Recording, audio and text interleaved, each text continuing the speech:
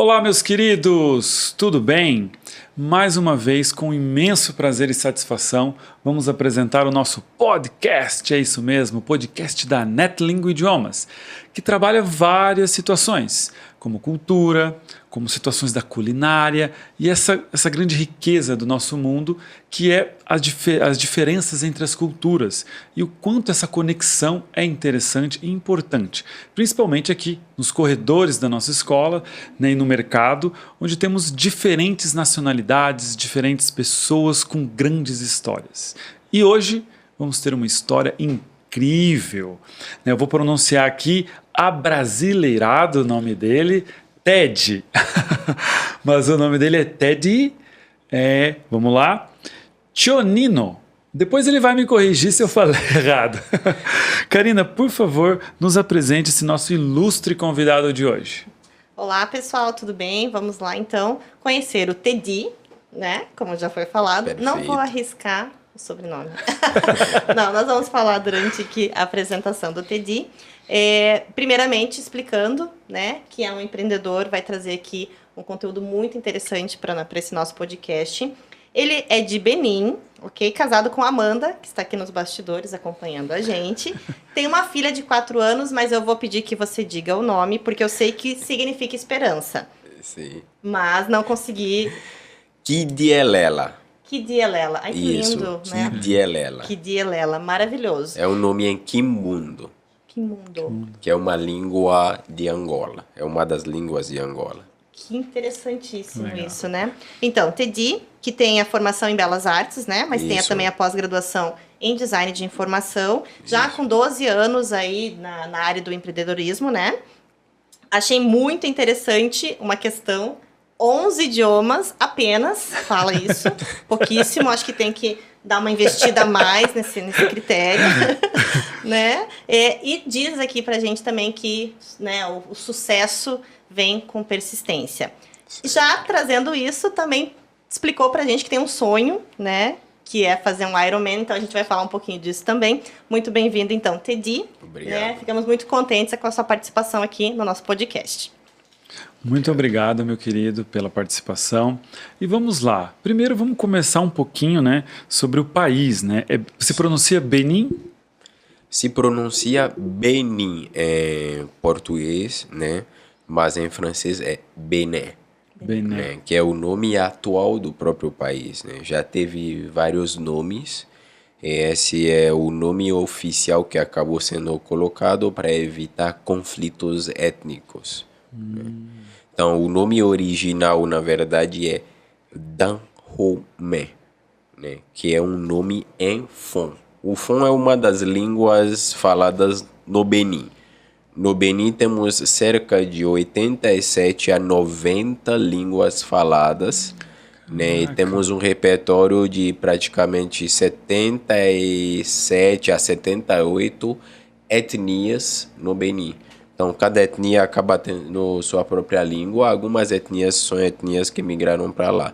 Então, o nome de Dahomey, por ser um nome Fon, gerou um certo conflito entre diversas etnias por colocar o nome do país em uma língua que é de uma única etnia, que, entre aspas, é considerada uma etnia dominadora, porque é a etnia que mais ajudou os franceses enquanto estavam no Benin. Né? Para vocês terem ideia, isso é muito recente. O Benin ficou independente da França em 1960. Nossa. Então isso ainda é muito recente. Aí ao longo do tempo a gente teve que trocar para evitar dificuldades em relação ao nome. Então hoje é Benin, né? Que quer dizer paz. Leva um pouco para o caminho de esperança, que é um nome originalmente que vem de onde é hoje o Benin da Nigéria. Por quê? Tem 2 Benin, se vocês pesquisarem. Ah, tem na Nigéria. Sim, tem 2. Você vai ter Benin City, no estado de Edo, na Nigéria, e você vai ter Benin, que é o Benin Republic, que é o que os nigerianos chamam de Benin Republic, a República de Benin, que é Benin o país. Né? Que legal. E você comentou também aqui nos bastidores que ela fica ali na África Ocidental. Isso. Para nós aqui brasileiros, a África, né? Como no nosso próprio país aqui no Brasil, a gente muitas vezes não sabe onde é o Nordeste, tudo é Nordeste. É uma situação meio cultural nossa. E na África, né, a gente, principalmente, né, eu vou dizer por mim assim, conhecimento da Copa do Mundo, da África do Sul, foi algo que deu realmente uma visão bem ampla, né, para o país. Por que a África Ocidental? Você disse que fica próximo a Togo ali, né? Conta um pouquinho essa relação que você citou agora do país, né, dos vizinhos e da questão da África Ocidental. Como que é? Por que a África Ocidental? Então, principalmente eu vou dizer que a África Ocidental, porque é uma região onde só passaram europeus, né, principalmente. Toda aquela região que chamamos de África Ocidental hoje não eram países, para as pessoas terem um pouquinho de noção, né? Hoje a gente tem 54 países na África, mas na minha percepção pessoal, a África deveria ser dividida por etnias, né? Não por países. Já vou explicar um pouco por que eu penso assim. O país Benin faz fronteira com Togo, né? Do outro lado é a Nigéria. Em cima você vai ter Níger e Burkina Faso. E embaixo você tem o Oceano Atlântico. Então, a África Ocidental acaba sendo esses países ao redor, mais outros, como Costa de Marfim, Mali, um pouquinho daqueles países que fazem parte daquilo que chamam de CEDEAO, que é Comunidade dos Estados da África Ocidental, né, entre aspas. Por quê? Todos eles acabam tendo quase as mesmas moedas, que é o franco CFA. Né? Franco CFA porque é a França que mais dominou. Então, é uma moeda produzida em bancos franceses e distribuído nesses países. A gente ainda meio que é dependente em termos de moeda. Economicamente. Isso, economicamente. E isso, até um certo ponto, acaba tornando esses países também países da África Ocidental, né? Porque é ocidental. E sobre minha percepção, dizendo que eu acredito que a África deveria estar dividida em etnias, é que hoje, quando você pega Benin, que é meu país, o país vizinho, que é Togo, tem as mesmas etnias dos dois lados. É porque apenas os europeus pegaram e traçaram uma linha e falaram, aqui é da Alemanha. Aqui é da Inglaterra, aqui é da França. Só que quando você vai olhar, a linha está aqui. Desse lado tem um povo que fala EV, desse lado também tem um povo que fala EV. Então são as mesmas etnias, mas essas etnias acabam sendo divididas por causa disso. E o que acontece ao longo do tempo é que você vai na Nigéria, se fala inglês. Quando você vem para Benin, fala francês. Existe a divisão da língua oficial, mas existe, no meio de tudo isso, a comunhão da língua da etnia. Então, as etnias em casa, como, por exemplo, eu tive que aprender, falam suas línguas, porque muitas dessas línguas as pessoas meio que confundem mundialmente com dialetos, mas muitas delas são línguas com escrita, que já existiam antes da chegada dos europeus. Então, os europeus chegam e trazem as línguas e fazem uma divisão territorial também que acaba separando as pessoas. Prova disso é minha própria família. Minha mãe, né, eu sou do Benin, nasci no Benin, mas minha mãe é nigeriana. Ela não é do Benin. Minha mãe é nigeriana da etnia Yoruba, que é uma etnia que fica mais para a linha do sul. Então, você pegar a Nigéria aqui, pegar o Benin aqui, a mesma etnia nessa área toda. Né? Mas ela é do outro lado que a Nigéria. Então, a língua dela oficial acaba sendo em inglês. Mas a língua que falamos em casa com os avós e a galera acaba sendo Yoruba, porque é uma etnia que vai muito além das fronteiras, sabe?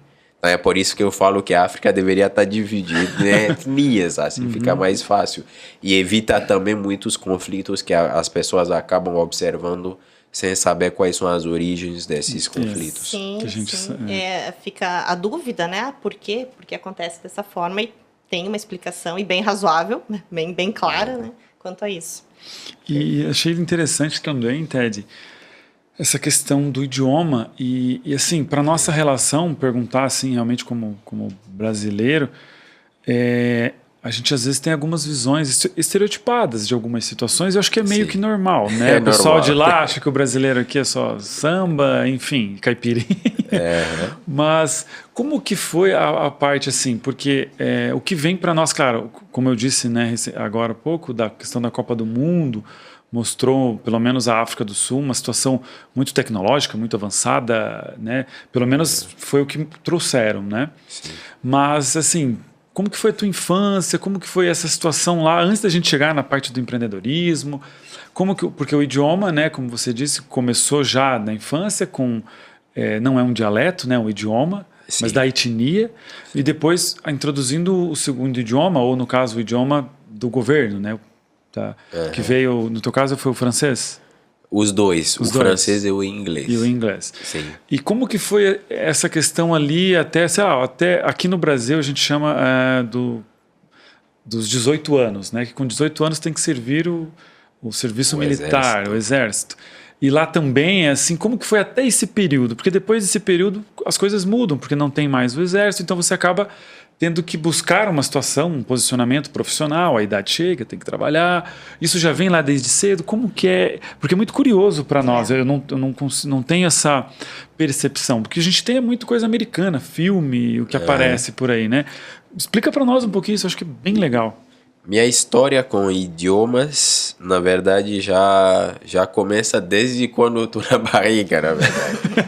Né? Porque existe uma leve complexidade no meu caso, que eu acho que é importante explicar para o brasileiro, que só fala um idioma, né?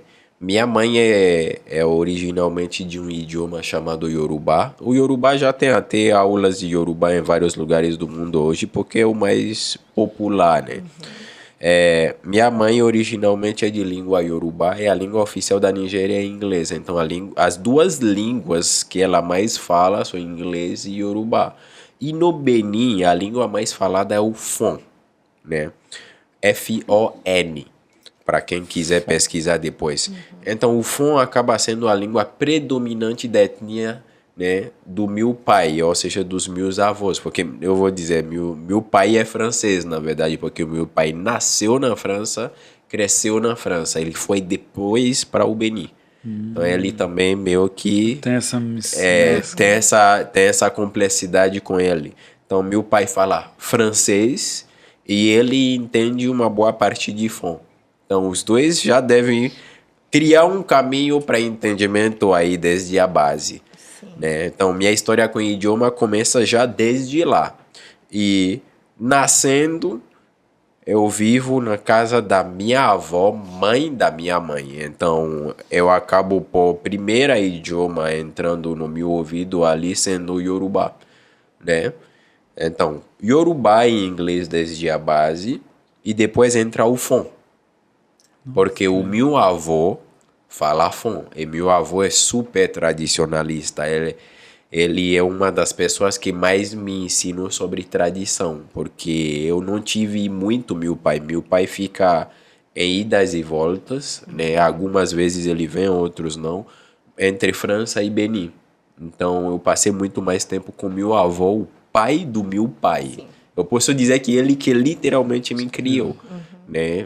Meu pai nunca esteve presente de fato para conseguir fazer tudo o que ele fez. Entra já essas histórias de idioma. Então é férias na casa da minha mãe, eu falo Yorubá aqui. Quando eu vou no meu avô aqui, eu falo Fon aqui, né? O inglês que é obrigatório para poder comunicar com alguns familiares da Nigéria que só falam em inglês mesmo. Então isso entra muito. Muitas vezes eu vou para a Nigéria também. Então eu acabo indo para a Nigéria. E meus pais se separaram cedo. Então eu tinha 3 anos quando eles se separaram. Então eu comecei a rodar. Literalmente. Entre idas e voltas. Então eu acompanho minha mãe do outro lado, a minha avó do outro lado. E nisso eu acabo na rua aprendendo um outro idioma que é o Gun. Que a região em qual eu morava é uma região perto da Nigéria, isso até já facilita. Então, várias vezes eu vou para a Nigéria, eu volto no Benin, vou para a Nigéria, volto no Benin. É 35 minutos de carro, você está na Nigéria e você volta de boa. Então, na rua, nessa região, se fala Gun. E ao longo do caminho eu tive que aprender isso para brincar com as crianças. Nossa. Então já entra tudo isso. Aham. Desde pequeno tinha que transitar já. Então, 5 anos você vai para a escola. E esses 3 idiomas são de diferentes etnias. São de diferentes etnias. Sim. Que legal. Né? Você tem a etnia Yorubá, que fala Yorubá. Você tem a etnia Fon, que fala Fon. Né? E você tem os Hueda, que a gente chama de Hueda, que falam Gun. Essas etnias, né? No Brasil isso se perdeu um pouco, né? A nossa origem indígena, né? Se perdeu com o tempo e também com toda a situação da colonização, enfim. Mas lá da África, né? Comentando especificamente desses 3, como que é a relação cultural do dia a dia? Assim, há diferenças na alimentação, diferenças no convívio, no respeito? Como que é essa... vem de tribos? Como que é essa diferença, assim, real, no dia a dia? Porque a gente sabe que a diferença está no idioma, na fala. Mas você que teve essas experiências, muda alguma coisa ou não? Todo mundo tem praticamente quase a mesma coisa e só muda... Muda? Mudam muitas coisas. Cada etnia tem sua particularidade e sua base alimentar. Né? Eu posso já te dizer que os Yorubá têm uma base alimentar muito pautado em farinha de milho e farinha de mandioca. Né? Então, você acaba tendo alguns pratos famosos como o pirão da Nigéria, que é específico da Nigéria, vários outros tipos de pratos. E usam muito azeite de dendê, sabe? Então, é uma comida muito mais oleosa. Agora, quando você vai para a etnia Fon, você vai ver que existe já uma certa diferença. São mais moderados, mas tem uma outra variedade de comidas que tem como base, sim, a mandioca, mas de uma outra forma. Você vê que a etnia Fon já foca muito em fermentação. Então, essa mesma mandioca, que é uma farinha, com os Yorubá, acaba sendo uma farinha de mandioca fermentado que você vai comer. Então, transitar nessas casas... Obviamente, eu vejo essa diferença de comida a cada vez que eu vou para cada lugar. E mais destinos você vai ter dentro desses países, mais diferença você vai ver também. E isso se percebe na forma de cozinhar.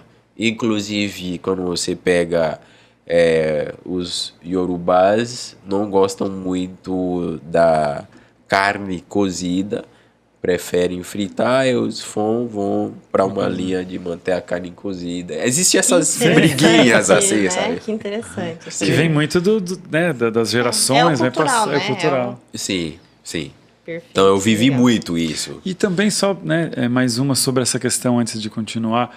A questão musical é meio parecida ou não? Porque são muito próximos. A questão musical né? também tem diferenças. Muitas diferenças musicais. Eu posso dizer que o Benin, no geral, vai ter um ritmo musical muito específico do Benin. Sabe? Quase que ritmos espirituais, eu diria. Porque o beninense acaba não cantando só por cantar, mas cantando para externalizar alguma dor, alguma dificuldade ou sua espiritualidade. É por isso que a galera nomeia muito o Benin como um dos países mais espirituais e místicos do mundo. Né? Agora, quando você pega a Nigéria, o ritmo acaba se globalizando hoje com a Afrobeat e vários outros ritmos que estão sendo mundiais hoje, porque eles meio que abriram as portas né, para mundializar também um Pop, pouco o né? ritmo. É como se fosse o pop.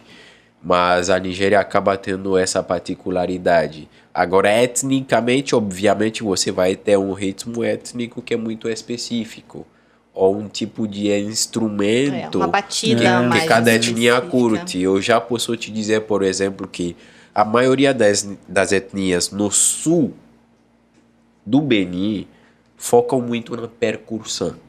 Então, tudo que tem que bater e tal, isso, vai ter muito disso. Que legal. E já continuando, a questão da carreira, né? Então a gente pegou essa parte ali do início, né, dos idiomas, que tem essa troca interessantíssima. Logo depois, quando você foi ingressar no mercado de trabalho, como que foi esse processo, né?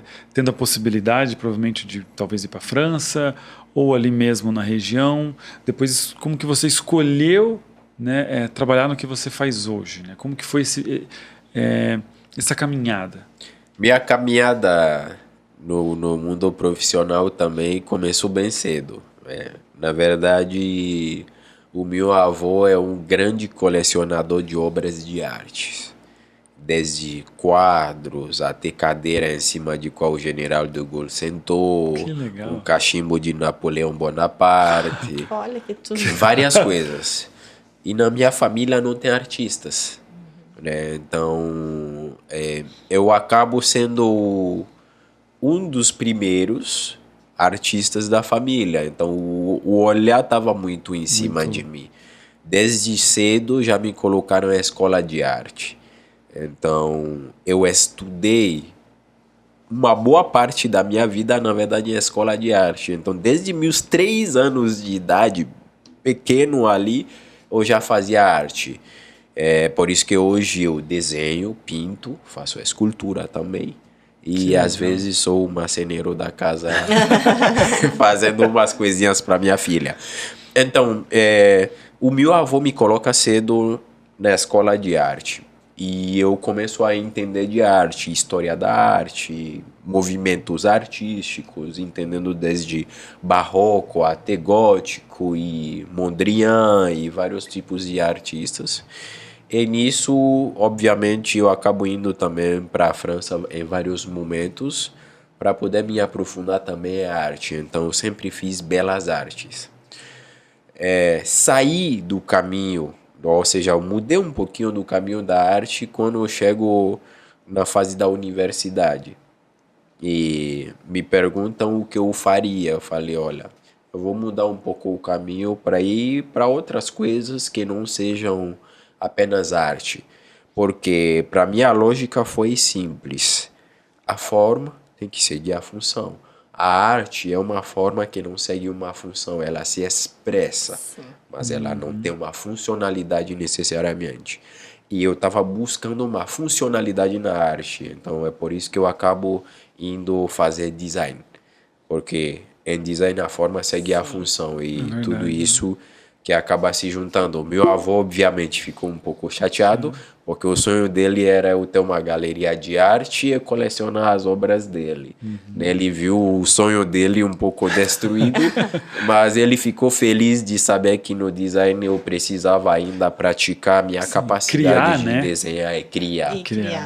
Então, com muita conversa, a gente se entendeu. Então, profissionalmente, desde cedo, eu sempre fui independente. E ao longo do caminho eu fui trabalhar numa das maiores gráficas do Benin. Então, durante uma das férias, voltando da França, meu avô me colocou lá porque um dos amigos dele era dono dessa gráfica. Eles imprimiam livros para o governo, cadernos de encargo, várias coisas para o governo. Aí eu fui trabalhar lá. Então, minha primeira experiência com o trabalho foi com essa gráfica. E eu fui me desenvolvendo na área e a partir daí subindo e entendendo como funciona cada coisa. Desde a máquina de imprimir o jornal, né? Até como que eram feitas as letras do Gutenberg, por exemplo. Né? Então, entendi a fundo toda essa área para poder saber o que eu decido. E na fase da faculdade, quando eu entro em design, eu falo que eu vou focar na tecnologia, porque desde cedo também eu já recebia tecnologia. Eu fazia parte de uma das únicas crianças cool da escola. Assim, eu chegava na escola, sempre vinha telefone novo da Europa ou um computador, Nossa. coisa do tipo. Então, Windows, desde os primeiros Windows eu já conhecia. E fui aperfeiçoando minha capacidade. Comecei com o Photoshop 7, que eu já aprendia lá atrás, desde cedo. E fui mexendo em várias coisas. Então, já fazia muitas coisas minhas no Benin. Inclusive, fiz logos de partidos políticos, porque meu avô não era envolvido diretamente na política, mas ele tinha muitos amigos políticos. Então, vários primeiros ministros eu já conheci, deputados que iam lá em casa. Então, me envolvi muito nisso, desenhando muitos logos e partidos políticos. Além das outras coisas que eu fazia também. E na vida adulta, eu acabo indo para o empreendedorismo por causa de um cara chamado Ian Nimo. Ele é franco-camaronês, a mãe dele é francesa, o pai dele é camaronês. Ele nasceu e cresceu na França, mas a gente se encontrou aqui no Brasil. E eu trabalhei aqui. Trabalhei aqui numa agência de design que se chamava, não sei se ainda se chamava Clima Comunicação. E nessa época eu estava numa transição entre trabalhar em agência e fazer alguma coisa que eu gostasse e tal. E chegou um período em que eu tive que sair de lá, e saindo de lá eu encontro o Ian no mesmo mês assim que eu saio. E ele queria fazer apenas um cartão de visita. Eu falei, que tal montar um negócio? Então. Pra que só o cartão, se você pode ter tudo? E ele não estava aqui para ficar. Então a gente acaba ficando no Brasil por causa dos negócios. Ele tinha vindo aqui justamente porque o irmão dele era sócio de uma startup. E a startup não sei por que se mudou para o Brasil. Então o irmão dele teve que vir para o Brasil. Então, a mulher do irmão dele tem uma aceleradora de startup em Paris. O irmão dele também já tinha outras startups. Com essa startup no Brasil, ele ficou uns 2 anos e depois voltou para a França. A startup depois virou unicórnio e tudo mais, valorização de quase 34 milhões de reais na primeira rodada deles. Então acaba se tornando uma startup muito grande. O irmão dele, depois de 2 anos, foi embora. O Ian continua aqui. É assim que eu entro de fato com o meu primeiro CNPJ registrado. Sim, que legal. No empreendedorismo. Já aproveitando o gancho, antes de entrar nessa, pra gente já entendemos um pouco como que você veio para o Brasil, mas antes disso, Ted, abrasileirado, Ted. Tedi, como que você tinha visão do Brasil antes de vir? Tipo assim, qual que era... Porque a gente tem aqui, como nós estamos comentando, a nossa visão de lá. Mas você hoje conhece o Brasil, deve conhecer, depois a gente vai entrar um pouquinho dos outros estados, se você conhece aqui, é mais a fundo. Mas assim, lá, antes de pensar em vir para o Brasil, de qualquer coisa, o que você tinha correlação, qual que é a imagem do pessoal... Fala um pouquinho disso. Primeira coisa do Brasil, novela. Novela? Novela. Eu achei que era futebol. Carnaval. Novela, não. Gente. Novela. Mas a novela é muito difundida. Forte. A novela Eu vou te dizer, é minha mãe é apaixonada por novelas brasileiras e mexicanas. Sim. Então, desde criança eu vi minha mãe correndo para chegar no horário certinho que vai... Não pode, sabe, aquele início da novela que canta, quando termina de cantar, ela tem que ouvir cada ator falando já, sabe? Então é regra para ela. Se tiver cozinhando, ela larga tudo e vai ver a novela. E temos 3 normalmente, né? 6, 7, 8. Isso, então desde cedo eu fui vendo isso, então é novela. Primeira coisa do Brasil. Tem alguma novela que você lembra, assim, que ela escutava? Nossa, eu nunca fui uma pessoa interessada em novelas. Então, desde criança, sempre fui muito interessado em arte. Não muito em outras coisas. Inclusive, não sou de futebol. O único esporte que eu pratico é realmente correr. Né? Então, nunca fui muito a fundo nessas coisas, infelizmente. Mas a primeira coisa do Brasil é isso. Cresci com minha mãe insistindo que essa novela é mexicana, essa é brasileira. E você tem que decorar. Ah, ela sabia Ela disso. sabia disso. Ela falava, essas pessoas nessa novela não são brasileiros, são mexicanos. Essas são brasileiras. Então eu tive que aprender já desde cedo a diferenciar mexicano e brasileiro. Não é porque isso falam é bom. línguas latinas similares, né? Porque querendo ou não, como criança e até na adolescência, eu tinha essa mente de que quem fala português tá falando espanhol, quem fala espanhol tá... Era a mesma coisa. Sim, Sim, é o mesmo idioma. Com a insistência da minha mãe, eu entendi que tinha que separar desde cedo.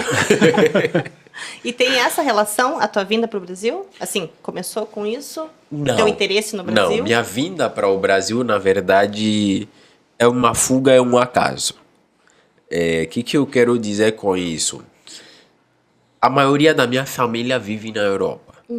E meu avô teve 31 filhos. Ao longo do caminho dele.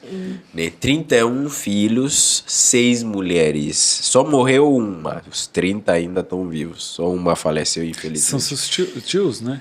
Meus tios e minhas 31 tias. tios. Você Isso. conheceu todos? Conheci Conheceu todos. Meu avô fazia questão. Então, que Família legal. é uma coisa que você tem que conhecer. Gostando ou não gostando. Que você legal. conhece, Não, conviver. eu apoio isso também. Né? E todos foram criados por meu avô, por incrível que parece, cada mulher que ia embora deixava seus filhos. Eu não sei qual era o acordo que meu avô tinha, então eu conheci todos os meus tios, minhas tias, né? E desde cedo isso fez parte do meu cotidiano, sabe? Então... É uma parte que me emociona um pouco porque meu avô sempre insistiu no quesito família, sabe? É algo forte, né? Família, né? Raízes, né? Sim, é uma base que ele sempre trabalhou para manter. Nossa, muito legal. Muito legal.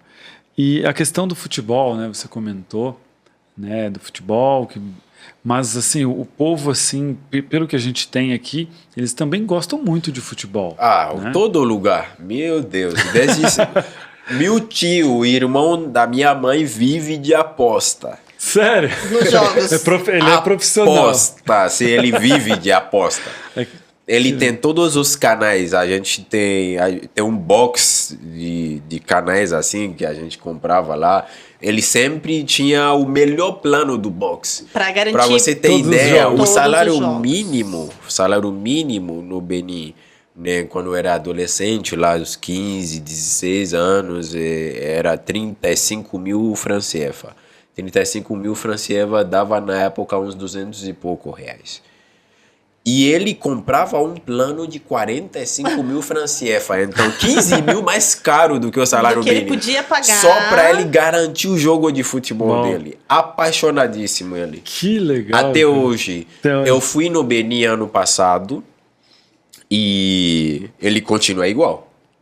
Com todos os canais dele, só que mudou o tamanho da TV e maior. a quantidade de canais. E ele ganha alguma coisa? Ele gosta desses bets, essas coisas. Ele ama. Tem muito vive disso. Então ele perdendo, fala né? muito do Brasil. Quando eu fui lá, tava falando do Brasil, queria a camisa do Brasil e tudo. Ele ama o Brasil, ama o futebol brasileiro. Né? Ele fala muito disso. Só eu mesmo que sou uma pessoa à parte. E depois, antes de entrar no esporte, eu queria ver uma questão que eu acho interessante também.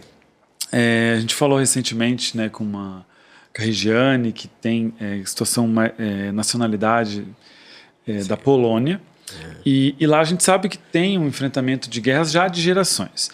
E no Brasil a gente não tem essa realidade de guerras, né? Teve no passado, mas conflitos, né? Nada assim tão grande e com tanto tempo. Lá, eu sei que na África tem, particularmente até, desculpa a minha ignorância, mas eu sei que em alguns lugares tem uma guerra de muitos anos, né? E até uma situação bem impositiva, uma situação bem dificultosa, né, para o povo. Lá, na tua região ou próximo, você vive algum tipo de tensão? Isso no meu caso, é uma pergunta que eu queria saber, porque aqui a gente não tem essa realidade, né? É bem diferente. Até o pessoal diz, né, o povo latino é quente, porque não tem muito isso, mas os africanos também são muito quentes. Só que lá vocês enfrentam alguns picos, né, e situações de guerra. Como que é lá, né? E também não só a guerra em si, mas aqui, pelo menos até como a gente mencionou antes, a questão da história em si não é geografia, inclusive não é um foco, né? Nós estudamos na escola, mas não nada muito a fundo. Então, quando pensamos assim realmente num país na África, para mim, pelo menos me recordo assim muito é um país ou muito pobre ou muito rico. Né? Então, o que nós vemos, inclusive, na TV, muitas vezes, é assim, realmente a escassez total de água, de alimento. Isso é muito visível. A nossa propaganda, eu não sei se é uma propaganda, eu acho que ela é mundial, mas nós temos muita propaganda, por exemplo, da ONU, que tem o foco na ajuda específica para a África, sabe? Assim, então, é uma percepção assim, de muita pobreza, da mesma forma que quando, né, nós vimos ali a Copa, enfim, deu para observar muita riqueza também envolvida. Então, infelizmente, é o que a gente tem de visão, né? Não conhecendo, não sabendo. Então, além de guerras, a pobreza em si, que talvez seja mais política do que, né? Como é que é isso realmente? O que você pode falar para a gente sobre isso? É uma ótima pergunta, né? Eu acredito que a maioria das pessoas, antes de criarem uma percepção, inclusive, deveriam formular a pergunta dessa forma que vocês formularam. Assim teriam a resposta certa. E aproveito disso para esclarecer um pouco as coisas. Quando você pega os 54 países da África, existe algumas regiões específicas onde você vai ter muito mais conflitos, né? Quando você pegar a África Ocidental, você não vai ter conflitos, porque é uma região onde nunca teve conflitos armados complicado assim. No máximo, você vai ter o conflito armado na Costa do Marfim, né, na transição entre Félix Houphouët-Boigny e Laurent Gbagbo, né, e de Laurent Gbagbo para Alassane Dramane Ouattara, que foram os três presidentes durante seu tempo em qual teve leves tensões, assim, não guerras muito aprofundadas. Agora, quando você vai para a África Central, então você sai da Ocidental é onde você vai ter Costa do Marfim, Togo, Benin, Nigéria. Quando você sai daí, você entra na África Central, o Camarões já começa a ser África Central. Então, começando pelo Camarões, você já vai ter um país que teve um histórico de conflito. O Camarões teve um histórico de conflito por questão de língua. Por quê? O norte do Camarões falava inglês e queria que o país inteiro falasse inglês. E o sul do Camarões fala francês e queria que o país inteiro falasse francês. Uma das bases que o europeu deixou para gerar conflito. Na África Central você vai ter mais conflitos ainda. Então é onde a coisa começa a ficar crítico. Conflitos permanentes, por exemplo, na República da África Central, que é um dos países que manteve um longo tempo de conflito. Quando você sai daí, você começa a descer da África Central para a parte do sul da África. Aí mesmo você vai ter lugares de conflito permanente, como República Democrática do Congo e República do Congo. Muita gente acaba não entendendo isso, mas tem dois Congo. Por que tem dois Congo? Porque a França e a Bélgica não chegaram a um acordo, a Bélgica decidiu que vai cortar na metade o país, e um lado vai se chamar Congo, e a França decidiu que o outro lado vai se chamar República Democrática do Congo. Mas, no fundo, vamos se falar a verdade, o foco principal dessas divisões são recursos. Porque você vai encontrar em vários países da África um pico de recurso extremo e um pico de pobreza. O que acaba sendo a maior propaganda da ONU. Que até um certo ponto muita gente tem receio também da ONU, porque existe uma outra propaganda da ONU que muita gente não conhece. No Benin, por exemplo, se você traz uma vacina e fala que é da ONU, existe uma probabilidade de 100% da população não tomar. Caraca. Porque por muito tempo vários países da África foram usados como campo de teste da ONU. Então, eu tenho minha avó que sempre contou desde cedo a história de vários amigos dela que foram cortados as pernas porque tomaram uma vacina que estavam testando.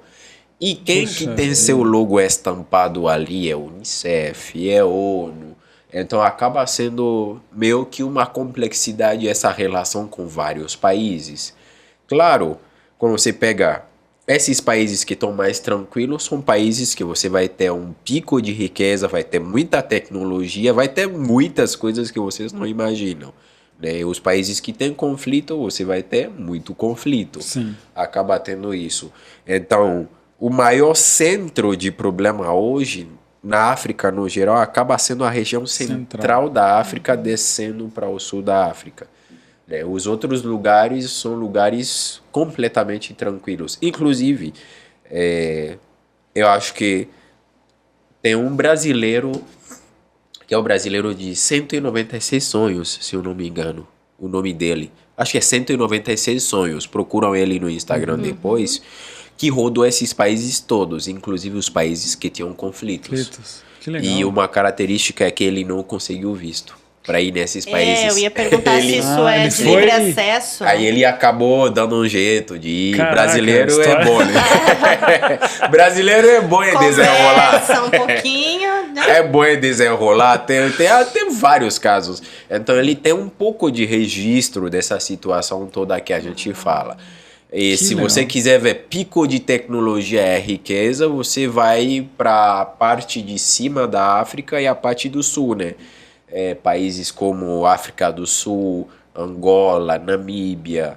Então, tem muitas coisas extraordinárias. Você vai no Benin hoje, tem um nível de desenvolvimento muito elevado, porque os últimos presidentes trabalharam em melhorar muito essa percepção e mudar a propaganda africana, que acaba meio que afetando a maioria dos Sim. países da África, né? Que interessante, né? Muito E legal. realmente a nossa visão aqui, ela é Estereotipada, com certeza. estereotipada e é o que nós temos de acesso, digamos assim. Uhum. Óbvio, né? Nós Visitam. podemos... Tem 54 países, tem Isso, muita exato. coisa para ver. Eu fui em 2022 para Angola, né, para vários lugares de Angola. Mesmo eu sendo africano, não tinha uma visão tão tecnológica e grandiosa de Angola. Tem lugares de Angola em qual você vai achar que está em Dubai.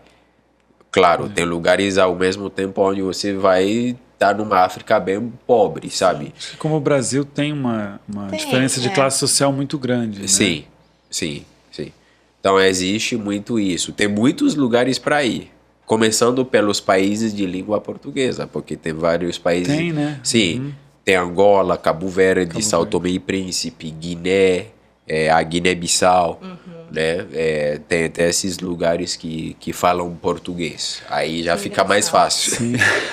Em outro ponto, sobre a África também, que é algo que, principalmente o turismo, eu acho que dos filmes americanos, que tem muita influência no Brasil, né?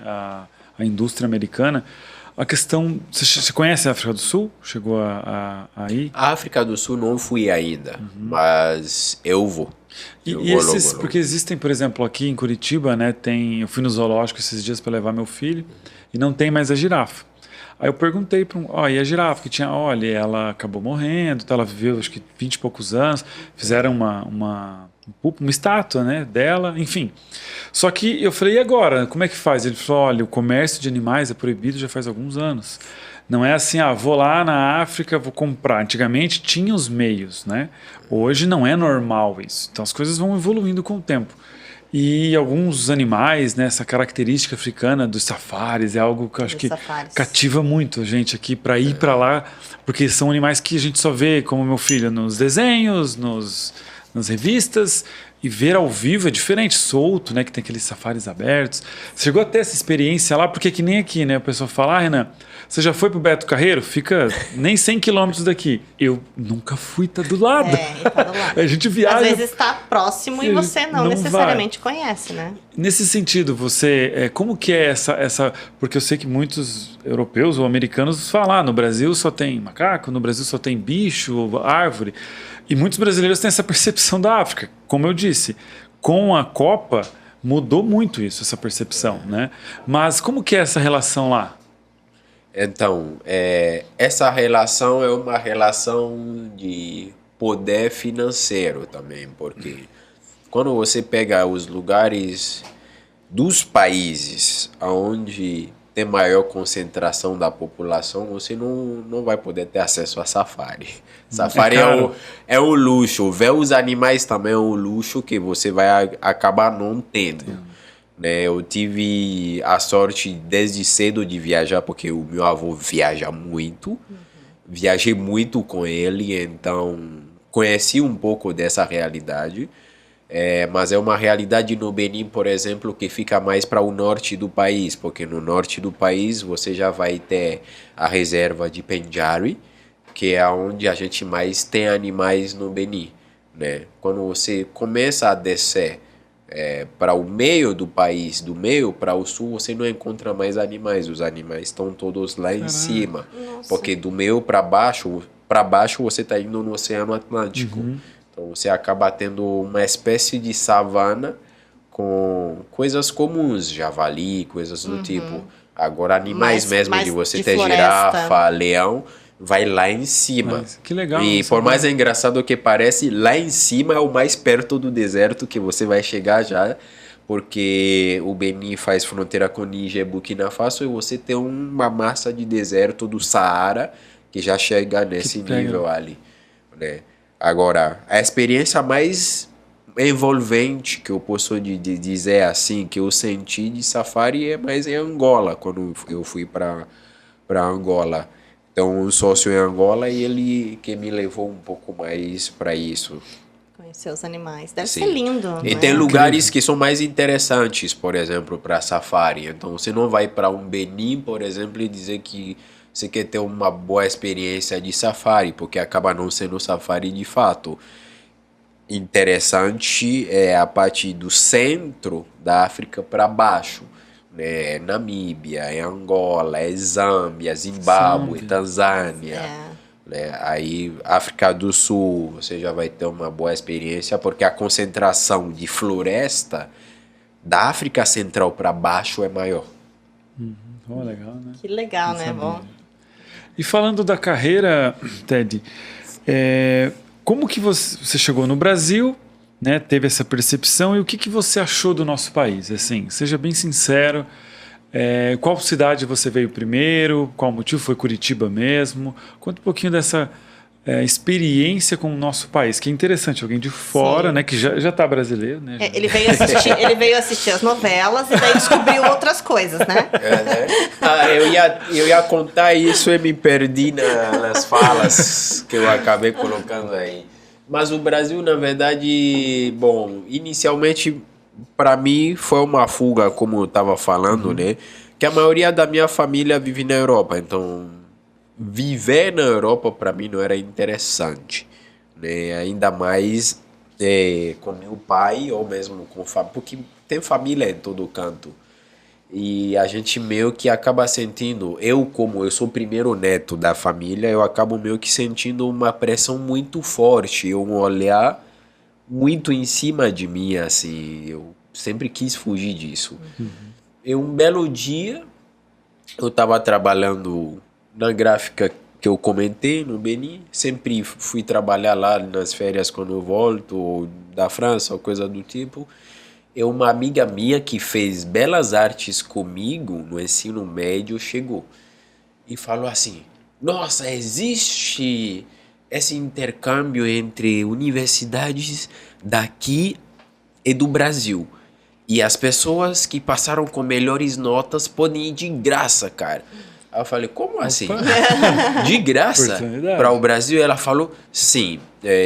Obviamente, como eu tinha muito olhar sobre mim, eu tive que ter as melhores notas ao longo do caminho. Então, eu sempre tive boas notas. Inclusive, fui premiado com várias bolsas no país, mas coisas que eu não tinha interesse, assim. E eu deixei. E sorte minha é que as bolsas que o governo me deu, que eu não aceitei, acabou meio que facilitando minha vinda no Brasil. Porque essa minha amiga me cadastrou no processo. Que legal. Eu não tinha interesse, me cadastrou no processo e meu nome estava lá como favorito. Você nem sabia Então, eu meio que, por causa desse meu histórico, tive a obrigação de... agora, vamos lá. Vamos lá. Até o dia que eu viajei, eu não acreditei. Achei que fosse... sabe essas pegadinhas? Pegadinha, né? mentira. Então, eu tomei o caminho de vir no Brasil justamente por causa dela. Aí a gente chegou em 3. Tem um outro amigo meu também de muito tempo, desde criança, que a gente se conhece, nossas mães são amigas. Eu falei, você não quer ir? Ele falou, eu tenho interesse também. Tá. Vamos lá, a gente se junta, todo mundo veio. Chegando aqui, na verdade eu tive a percepção de Brasil que eu esperava, porque a gente chegou primeiro no Rio de Janeiro. Né? E Brasil, para mim, na minha percepção, sempre foi Rio de Janeiro, São Paulo. Que é aquilo que eu mais tenho noção. Eu assisti muito Cidade de Deus, repeti várias vezes. Filmaço. Assim. Né? Então, várias coisinhas assim. Agora, estar no lugar sempre é diferente. Ver de longe é uma coisa, estar num lugar diferente. E é bonito, né? A gente ficou no Rio de Janeiro por um tempo, mas logo eu já percebi que não é a realidade que eu queria para mim. O Rio de Janeiro não era a realidade que eu queria para mim. São Paulo foi super interessante, mas a gente foi enviado para esse intercâmbio para Londrina. Caraca, aqui interior do Paraná. Londrina. Que legal. Então a gente ficou alguns meses no Rio de Janeiro. Passamos em Curitiba para fazer um curso intensivo de português. É por isso que eu conheci Curitiba, senão não teria vindo para Curitiba, né? Fazendo esse curso de português, a gente tinha a obrigação de fazer o CELPE-BRAS, que é o certificado de... É como o TOEFL para quem faz inglês e é como o DAF para quem vai para estudar em francês, que é uma obrigação. E a gente acabou indo depois para Londrina para esse intercâmbio. Que legal. Então, o Paraná, eu conheço o Paraná inteiro. Então, rolê no Paraná, Rolândia, Cambé, Arapongas, Cascavel, Foz do Iguaçu, vários lugares, Londrina, Maringá, Ourinhos. Conheço o Paraná inteiro. Rodei o Paraná. Isso sim. Os outros lugares que é mais um pouco, né? Eu fui para Goiás já, conheci Pernambuco, São Paulo, sempre tô lá. Você tem uma boa amostra do Brasil, então. Sim. Um pouco do Nordeste, o Centro-Oeste e o Sul. Então o Brasil foi aquilo que eu esperava. Né? Gostou do que viu? O carnaval eu esperava, obviamente. Agora o futebol, ficava nele. O samba eu esperava. Legal. Esperava. Tava ansioso para o carnaval. Mas o carnaval em Curitiba você ficou decepcionado, né? Porque aqui não tem. Não, até que não fiquei, porque eu sou uma pessoa tranquila, então eu gosto mais da tranquilidade. Mas não é nada muito exagerado. Já vi o carnaval do Rio de Janeiro. Para uma primeira vez eu fiquei assustado.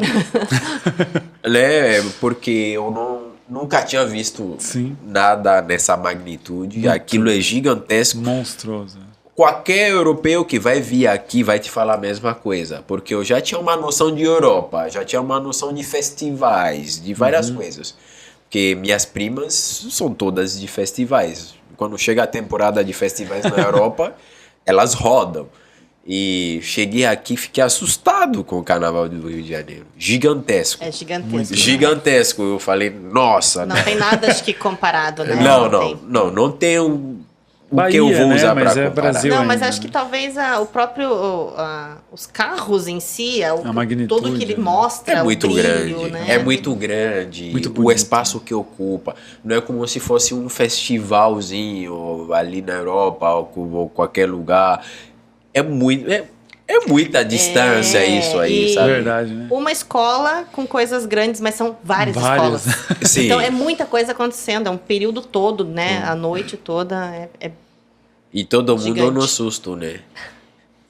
cuidado, Cuidando, né? calma. Que é preocupação da nota. Meu pai, né? até hoje, não memorizou, não aceitou ainda com tudo que eu expliquei, que o Brasil é um lugar seguro e que ele não precisa o tempo todo estar falando de cuidado. Cuidado. Toda hora quando eu falo com ele, cuidado com esse Brasil. Uma boa relação sobre a segurança, né? No Brasil, o que você achou? A diferença entre os estados, até por indicadores de números, né? Sim. Mas o que você achou de segurança comparado com o que os europeus pensam, né? Eu acho que, né, eu vou trazer mais uma percepção de africano que é mais interessante, que eu não acho o Brasil inseguro, mas ao mesmo eu acho que o Brasil tem muitas liberdades. Né? O ladrão no Brasil não é um ladrão que não estudou. Né? Uma pessoa que vai roubar um carro, minimamente, é uma pessoa que estudou, entende do sistema eletrônico do carro para roubar. Né? Que já é muito diferente com a realidade que eu pude viver em vários países da África, que já é uma realidade de roubo por necessidade. Então, a insegurança acaba se tornando uma insegurança mais ou menos segura, né? No sentido de que a pessoa aqui que rouba, ela não está numa fome extrema. Entendi. Né? Eu posso trazer um pouco nessa percepção, porque eu tive um episódio bem perto, né, do que é insegurança de verdade, que é sequestro em Níger. E você vai ver que as pessoas são pessoas que de fato têm fome. Aquelas pessoas não estão armadas e fazendo aquilo porque elas querem necessariamente fazer, mas porque você sente a fome deles. Você sente mesmo que essa pessoa é necessitada de fato, tem certa dificuldade. Então, no Brasil, eu vejo que existe uma liberdade extrema nessa insegurança que acaba tendo aqui. Porque são pessoas que comem bem, vivem bem, eu diria muito mais que a insegurança gerada por pessoas aqui é gerada por vontade própria. Assim, Por ganância. Sabe? Por ganância, sabe? Olha. Ou por não querer. Do ponto de vista de Sim, africano, interessantíssimo. Mas- eu acho que um africano enxergaria muito mais nessa Esse ótica. ponto. Que interessante ouvir isso. A gente não é uma Sim. percepção que a gente tenha, mas faz todo sentido. Faz muito sentido. E realmente a gente percebe que pessoas aqui assaltam.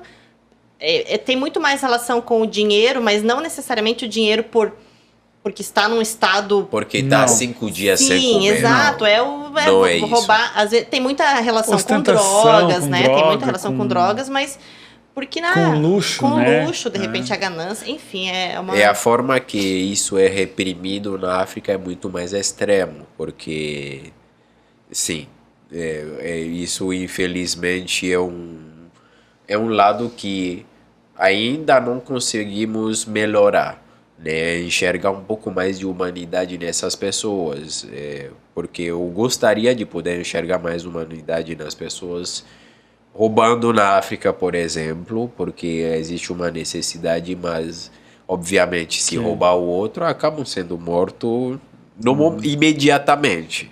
Então, por uma porção de arroz roubada, a pessoa é morta, literalmente. Então, Pena é de um- morte? Nesse sentido? Ok. Como que as leis lá? É pena de morte? Não tem pena de morte, mas existe fazer a justiça com a sua própria próprias mão. Ah, isso Entendi. existe. Sim. E muitas autoridades não vão intervir nisso. Deixa rolar. Sim. Muitas vezes na minha adolescência eu vi muitas coisas desse tipo.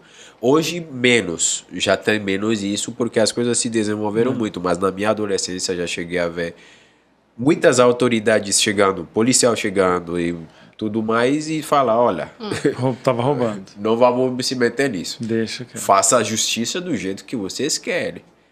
E no Benin, como um dos maiores poços de petróleo da Nigéria fica ali, existe o petróleo ilegal. Então na rua você vai ver muita gasolina sendo vendida a preço muito baixo, assim, né?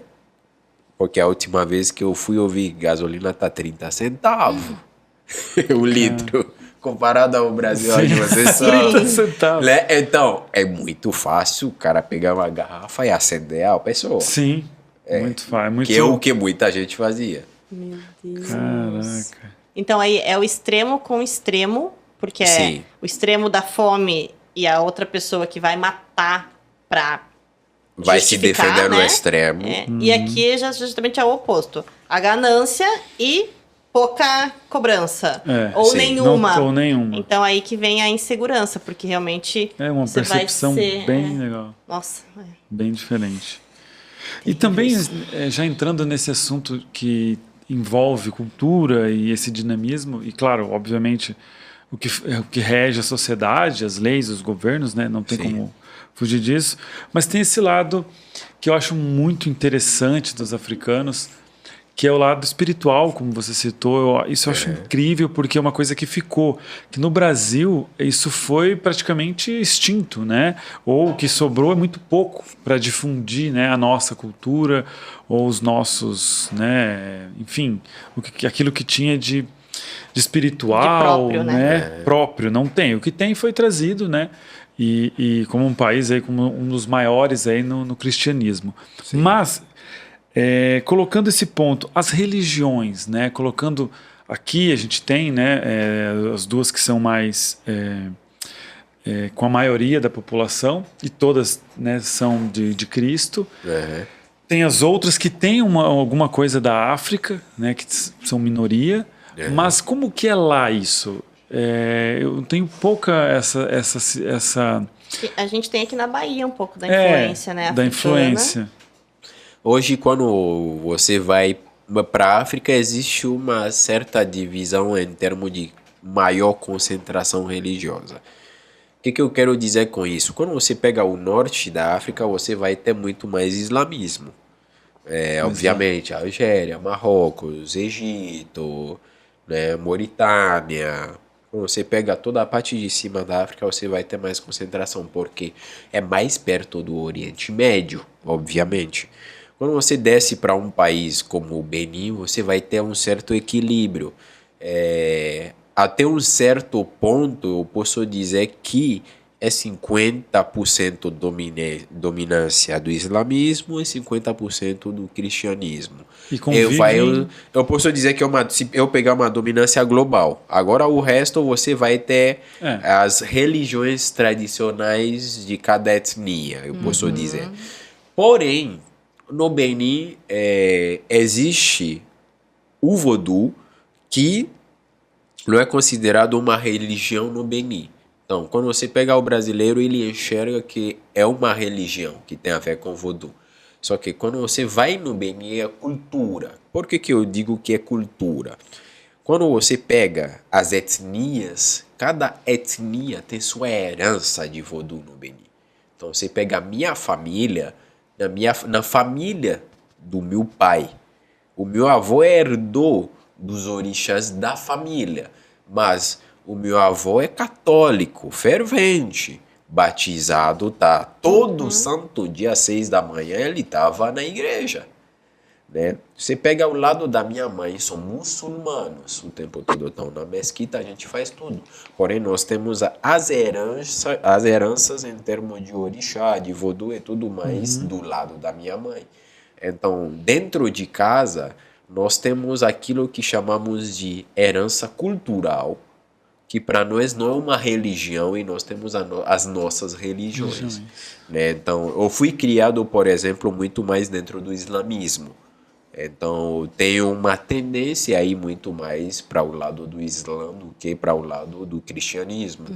Claro, minha avó me levou muitas vezes para a igreja e tudo mais, eu sei como funciona a comunhão, tudo isso, porque li a Bíblia, eu li também o Alcorão. Que legal. Mas é óbvio para mim que culturalmente, se um dia eu virar herdeiro daquilo que é da nossa cultura de família, eu assumo a herança disso, que são os orixás de cada família. Então, Que interessante. cada etnia tem os tipos de orixás específicos que estão ligados ao sobrenome. Você pega meu sobrenome, por exemplo, Cho Ninu, originalmente é Yecho Ninu. Vocês se tornaram alguma coisa de grandioso, que é o significado do sobrenome, que está ligado a uma região específica que se chama Agonli, no Benin, que tem suas tradições de qual cada um vai herdar. Né? Meu irmão, por exemplo, é herdeiro dessas tradições da família. Então, da geração do meu avô para meu pai, nós temos um tio que herdou, e do meu tio para meu irmão, né, que já é a geração dos netos, já tem a pessoa predefinida que vai herdar e cuidar das tradições da família. Impressionante. Isso se segue. Então, se você é Renan Souza, na sua família, de uma geração para outra, tem que existir alguém que vai herdar das tradições e cuidar daquilo. Cuidar, não só herdar, né? Não. E é ensinado Isso é a essa passado pessoa. desde pequeno, né? Isso. Muito. Então, legal. você vai no Benin, não é uma religião, mas é cultura. É uma cultura. Agora, quando a gente sai e vem aqui, você vai ter Umbanda, Candomblé, É. tudo isso, que acaba sendo algo muito mais religioso numa ótica de religião. É diferente, né? Aqui, o que tem lá. É diferente. É diferente. É diferente. É diferente porque aqui você pega um pedaço de algumas coisas, né? E você diz que é para todo mundo. E lá eu não posso pegar, por exemplo, uma coisa que é da minha casa e dizer que vai ser de sua casa. Tanto que quando duas etnias diferentes se casam, né? Acabam fazendo uma comunhão das pessoas e não dos orixás das famílias. É feito um acordo de paz, Olha. que é uma cerimônia básica, mas não vou dizer que eu vou pegar o que é da minha casa e levar para Renan, porque Renan é Souza, eu sou Choinu. Entendeu? Impressionante, na verdade. Essa é a muito percepção. interessante saber disso. É diferente, né? É realmente assim, é um impacto no sentido de nós não temos isso, como isso funciona, mas é muito interessante. E aí falta realmente um pouco do conhecimento, da cultura que deveria ser trazida, né, mais profundamente na escola, enfim, mas como eu até comentei inicialmente, infelizmente até às vezes o nosso próprio conhecimento interno aqui do país, né, não das temos. nossas religiões, das nossas tradições, já é vago, né? Então, mas é muito bom ouvir porque a gente aprende. Nossa, E eu maravilhoso. quero entrar no assunto também dos idiomas, né? Para a gente já ir caminhando aí para o nosso final do podcast. Mas antes eu tenho uma pergunta que eu acho muito interessante. Vindo da África, né? Sim. E não sei se é África ou continente, então pode falar África Sim. do que África Ocidental, né? A relação, né? Eu, né, nasci no Brasil, conheci outras cidades, né, outros países, e às vezes a gente nota alguma correlação, né, referente ao racismo.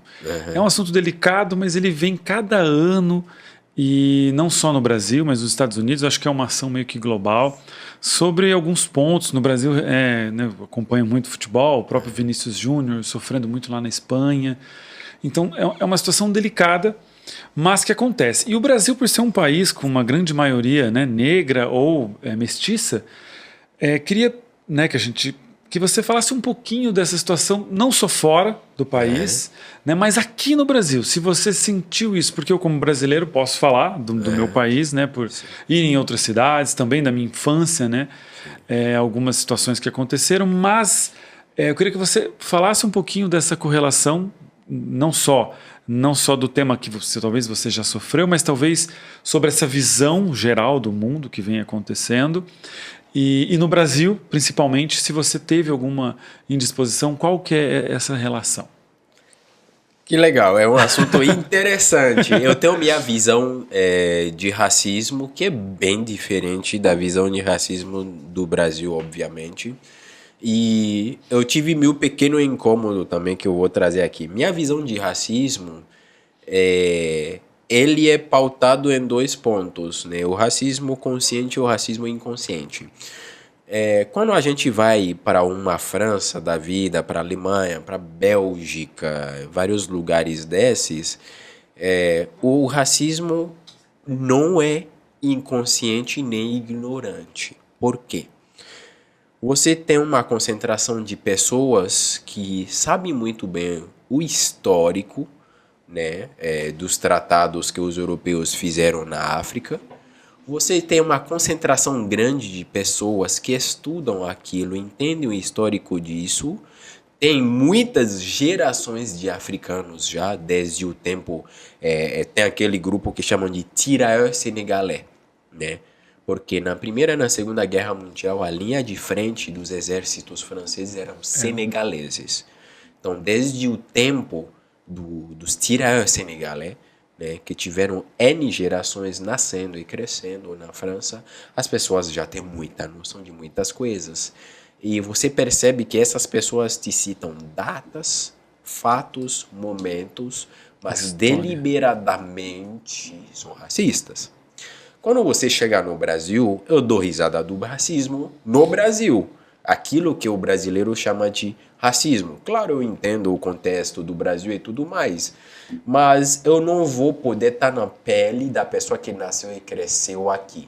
Na minha pele eu dou risada justamente porque eu enxergo uma tremenda ignorância das pessoas para com o desconhecido. Exato. Né? Então eu acabo falando que o racismo no Brasil, na minha percepção, o racismo dentro da sociedade, no dia a dia, ele é muito mais ignorante e inconsciente do que consciente. Agora, aonde que entra o meu incômodo de fato, né? É na estrutura, porque no dia a dia eu tô super tranquilo, super de boa.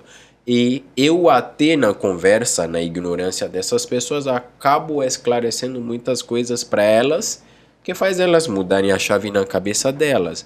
A estrutura eu não consigo mudar. O racismo de fato no Brasil é estrutural. O que eu quero dizer com isso? Quando eu vou para a Polícia Federal, tem vários passaportes. Se eu vou com um passaporte africano, eu sou um migrante. Se eu vou com um passaporte europeu, eu sou gringo. Olha. O que eu quero dizer com isso? Né? O que eu quero dizer com isso? Gringo, eu acabei meio que fazendo uma pesquisa, perguntando no bar, assim, a cada vez que eu vou no bar, eu falo, na sua percepção o que é gringo? Na sua percepção o que é migrante? Aí eu entendi que o chique do estrangeiro para o brasileiro é o gringo. É o gringo. E o imigrante é aquele passa fome. É um fugitivo, às Isso. vezes. Exatamente. E alguém que os agentes dentro do sistema público estão despreparados para lidar com isso, porque estruturalmente isso já é pré-estabelecido. Então você pegar um policial federal negro, com o qual você vai lá com um passaporte africano, e ele vai te tratar como se você fosse a pior pessoa do mundo. E alguns até já chegaram a falar, mas uns passa-fome que vieram roubar emprego aqui. Olha isso. Caraca. Então existe isso.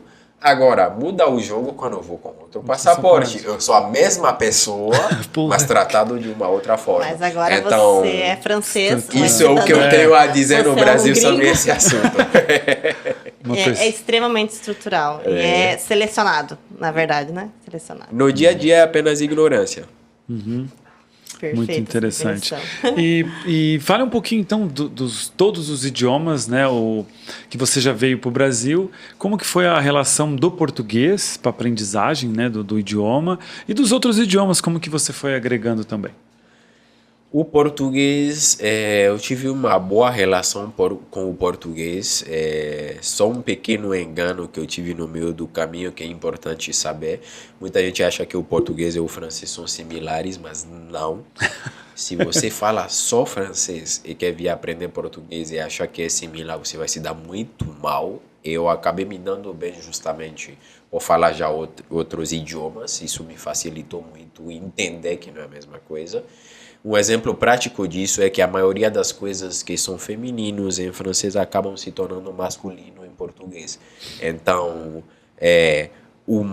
amar, A gente faz essas trocas, o planeta, a planeta. Então, muitas coisas eu me bati um pouco nesse sentido. Então, francês e português são bem distantes. São bem distantes. Né? Eles não são convergentes, eles são bem divergentes e você precisa desligar o francês na sua cabeça para poder aprender. Então, minha maior dificuldade com o português foi desligar o francês. E depois foi tranquilo. Né? Os sotaques, então, que acabam se tornando um pouco mais complexo, principalmente quanto mais sobe para o norte do Brasil, né? Porque o sul acaba tendo a característica de pronunciar palavra por palavra, e quando eu começo a ouvir meu irmão, já não... Meu irmão, junto, Aí, meu irmão. aí eu Já fica um pouco mais eu difícil. já fico meio... Essa é a relação que eu poderia trazer. Que E show. quais são os idiomas? Os idiomas que eu falo Fon, Gun, inglês, português, francês, né? Yorubá, um pouquinho de Baribá, Dendi, né? Eu entendo uma outra vertente do Gun, EV. O EV se fala muito mais hoje no Togo, né? Mina. Que legal, hein? Muita coisa. Que show. Que show. Muito bom. É isso. Muito interessante, E muito legal. Também queria só para finalizar, Ted, de perrengues de viagem, assim, você que já viajou bastante, tem algum perrengue específico que você lembra, alguma coisa que você passou, que você fala, nossa, teve essa viagem que eu fui, cara, e aconteceu isso. Deve ter várias histórias, né? Mas Tem. se quiser lembrar uma pra gente poder... Tem muitas histórias. Um dos mais engraçados foi na Etiópia. Eu tinha que ficar uns dias na Etiópia. E eu entrei, eu não sabia que a galera não entendia nada. E fui falando em inglês com o cara pretendia entender. Eu entrei no ônibus. E eu fui descobrir depois, lá pra frente no caminho, que não era pra entrar naquele ônibus. Isso é Isso é péssimo. Perrengaço. Você foi E pra eles onde? escrevem naquele arábico deles lá, sabe? Ah, E eles então- só falam aquilo. Aí eu Nossa. tive muita dificuldade Pra para voltar. sair disso. Muita dificuldade Você mesmo. estava na Etiópia, você foi parar onde? Alguma Aí eu fui cidade? parar no centro da cidade, assim, com esses caras, que era um grupo de turistas, né, que era da Zâmbia, mas eu não tinha nada a ver com isso. Né? Eu fui parar no Entrou meio. no grupo da Zâmbia. Esse é um dos perrengues. Mas eu consegui voltar depois e tal, com mais tecnologia, né? Porque se fosse sem tecnologia, Nossa, eu tenho muita dificuldade. Ai. com muita tradução, aí eu consegui achar meu caminho. E aqui no Brasil já teve alguma coisa? Alguma vergonha? Algum momento Por incrível que pareça, o Brasil é o lugar mais tranquilo para mim. Né? Inclusive, teve uma vez que tinha uma multa de 10 mil reais no meu nome, mas, tipo, não tinha nada a ver, obviamente, Sim, mas fake. não tive nenhuma dificuldade. O Brasil é o lugar mais tranquilo. Eu posso dizer de lugar mais complicado, Angola foi complicado para mim. Porque eu tive um tempo de espera de quase 2 horas. Eu fui para Angola com passaporte do Benin, né? E ao chegar em Angola, eu percebo ou descubro com as pessoas que estavam trabalhando no aeroporto naquele dia que eles nunca tinham visto um passaporte desse. E aí começou meu perrengue de ficar sentado aí o fulano Espera. vê o passaporte, o ciclano vê, aí outro manda uma foto para saber de qual lugar que é. Então, Eles para não vocês entenderem que não é só no Brasil que a galera não conhece os outros lugares, mas na própria África tem isso. Não conhece. Então, passei 2 horas de perrengue para poder Resolver. entrar em Angola. Nossa, Caraca, que legal. cansativo. Bom, quero agradecer sua presença. Eu que agradeço. Tedi, excelentes histórias, uma história de vida muito interessante, né? De visitar outros países, de vida mesmo, né? Com seus tios e tias, com toda a sua história familiar, história de perseverança, né? De hoje está empreendendo no Brasil e a gente sabe o quanto é difícil empreender no nosso país. Então, primeiro, parabenizá-lo, né, por toda a história, por nos enriquecer por esse momento muito gratificante. E muito obrigado mesmo, Teddy. Eu que agradeço, gente. Karina, Fiquei muito feliz com essa conversa, porque foi mais um aprendizado, inclusive, a gente aprendeu muito aqui e a gente percebe como é importante a pesquisa, a possibilidade, se você não tem como ir até um local, conhecer um local verdadeiramente, mas como é importante você saber, porque isso além de ser cultura pessoal, né? É você entender o próximo, entender como funcionam outros países, outros lugares. Eu fiquei muito feliz de ter esse conhecimento e principalmente de ver a verdade, o amor que você carrega pelo teu país quando você fala. Isso é muito interessante, muito legal, porque, né, nem todo mundo tá sempre ali valorizando o seu local, o seu crescimento, como foi, enfim, né? E você fala disso de uma forma que conquista, a gente tem vontade de conhecer o lugar. Eu fiquei com vontade de conhecer o país. Tem que conhecer. Então, obrigada por trazer isso. Obrigada por trazer isso pra Já gente. levei alguns amigos brasileiros pra lá. Que legal. Né? Nos abriu ali a mente quanto à África, de forma geral, né? Mas, assim, de observar outros lugares e conhecer, não ficar, talvez, nesse mundinho ali, América, Estados Unidos e, né? Então, sim, o muito mundo legal. É muito maior, né? Agradeço muito a tua participação também. E se quiser, Ted, deixar uma mensagem aí para o pessoal, ou uma mensagem em português, ou em algum idioma que você queira, fique à vontade aí para mandar um recado para o pessoal, ou para a família, enfim, fique à vontade. Eu vou deixar minha mensagem de finalização em fundo, na verdade. Eu vou dizer Ena Chenumi, Bochenumi, Kaká. Quer dizer, muito obrigado, né? Agradeço, reagradeço e agradeço de novo.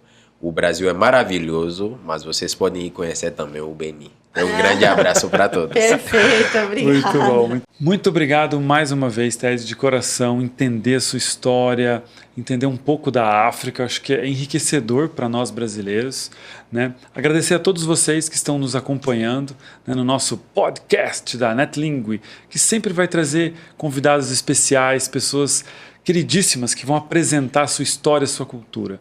Muito obrigado a todos. Valeu, galera. Tchau, obrigado. Valeu, Ted. Sim.